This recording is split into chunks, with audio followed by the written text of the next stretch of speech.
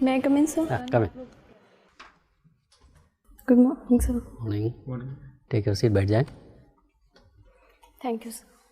साक्षी, Yes, sir. तो आप political science का अध्ययन किया, सोशियोलॉजी का अध्ययन किया, अब आप इतिहास पढ़ रही हैं. Yes, sir. क्यों? सर, जब मैंने ग्रेजुएशन किया तो जो सब्जेक्ट्स कॉलेज में अवेलेबल थे वो ले लिया.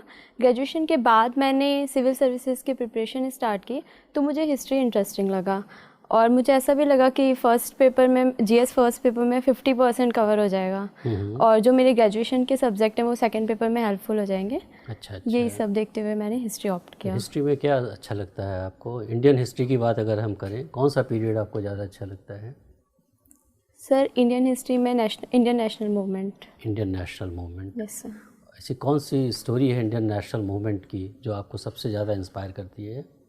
सर, जिस तरह से हमारे देश में पहले उग्रवाद, फिर उदारवाद, फिर गांधी जी ने अंग्रेज़ों का मुकाबला किया, रणनीति बनाई, गांधी जी की जो रणनीति रही और जिस तरह से पूरे देश ने सहभागिता की, ये सब चीज़ें देख के बहुत ही एनर्जी आती है और अच्छा लगता है पढ़ के.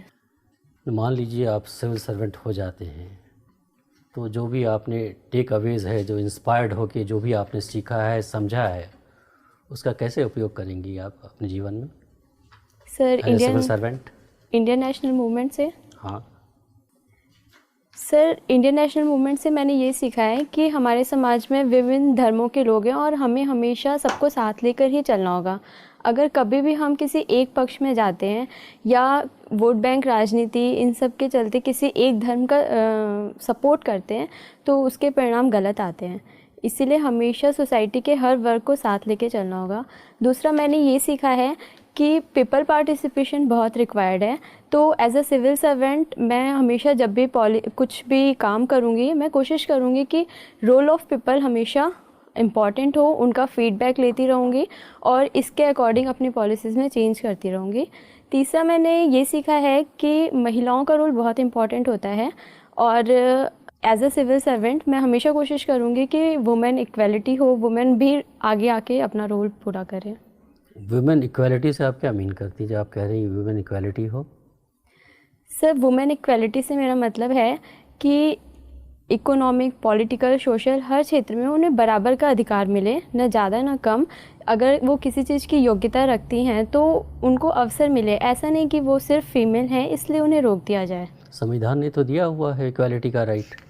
सर, कॉन्स्टिट्यूशन ने दिया हुआ है लेकिन हमारा सोशल माइंडसेट पैट्रियार्की बन गया है जिस वजह से काफ़ी उनके लिए सेक्टर्स लिमिटेड कर दिए गए हैं. ये चीज़ नहीं होनी चाहिए. मान लिया जाए आपको डिस्ट्रिक्ट मजिस्ट्रेट बना दिया जाता है. आप यूपी की रहने वाली हैं ना?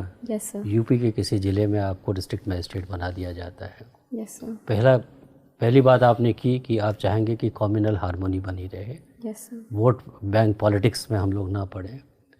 और एक ही दिन आपको हिंदू समाज आता है आपके पास, कहता है कि साहब हमें रामनवमी का जुलूस निकालना है. मुस्लिम समाज आता है आपके पास कि साहब हमें आज तजिया निकालना है और एक ही रूट से निकालना है हमें. एज डिस्ट्रिक्ट मजिस्ट्रेट आप क्या करेंगी? सर, यहाँ पे दोनों दलों की भावनाओं का सम्मान करना चाहिए क्योंकि दोनों ही अपने अपने धर्म को एक तरह से रिप्रेजेंट करना चाहते हैं. इसके लिए मैं उनके लीडर जो भी होंगे उनसे बात करूँगी कि वो एक ही जगह से निकालना, या तो वो अलग अलग रास्ते चुन लें, बट अगर उनकी ज़िद है कि एक ही जगह से निकालना है तो टाइम में थोड़ा सा अंतर कर दिया जाए जिससे दोनों सद्भावना से अपना काम कर सकें. अच्छा, आपने अपने हॉबीज़ में घूमर डांस की जिक्र की है आपने. यस. ये क्या होता है Ghoomar dance? Sir, Ghoomar dance एक राजस्थानी फोक डांस है जिसमें कुछ विशेष तरह के सॉन्ग होते हैं जैसे घूमर रमवाने सा, टूटे बाज, इस तरह के सॉन्ग्स पे डांस किया जाता है और इसमें परंपरागत ड्रेस पहनी जाती है, लहंगा, चुन्नी, और ट्रेडिशनल रूप से जब घूमर किया जाता था तो एक ट्रांसपेरेंट घूंघट भी लिया जाता था. ये घूमर कब की शुरुआत कब हुई थी और क्यों किया जाता था? सर, इसकी शुरुआत भील जनजाति से ही मानी जाती है कि वो अपने समुदाय में खुशी के जब भी अवसर होते थे, जैसे किसी का जन्मदिन होता था या किसी की सालगिरह होती थी, फसल कटाई होती थी, तब घूमर के माध्यम से अपनी खुशी को प्रकट करते थे और आगे ये राजस्थान में फैल गया. इसके बाद पास के राज्यों जैसे उत्तर प्रदेश, गुजरात में भी काफ़ी अच्छे से किया जाता है. हाल फिलहाल में एक कंट्रोवर्शियल मूवी बनी थी, हिंदी सिनेमा बनी थी. Yes sir.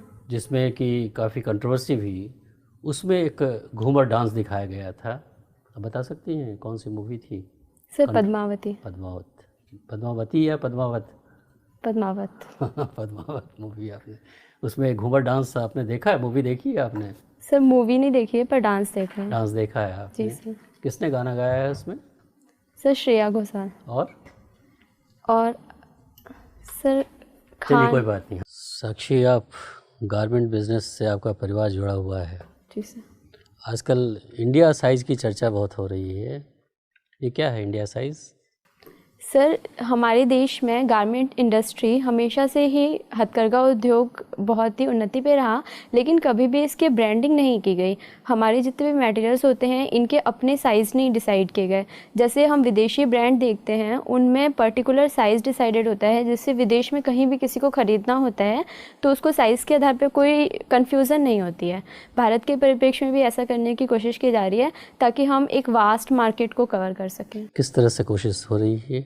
सर इसमें इंडिया साइज़ बनाया जाएगा कि हम अपने मानकों के आधार पे 30, 32 जो भी साइज़ हैं उनको डिफ़ाइन करेंगे और उसको एज अ डॉक्यूमेंट्री प्रेजेंट करेंगे ताकि जो परचेज़ कर रहे हैं उन्हें आसानी हो। ऑनलाइन भी परचेज़ कर रहे हैं तो उन्हें आसानी हो। किन्हीं 3 देशों का नाम बताएं जहां ऑलरेडी स्टैंडर्डाइज हो चुका है। सॉरी सर मुझे नहीं पता। बहुत बहुत धन्यवाद, आप जा सकती हैं। Thank you sir.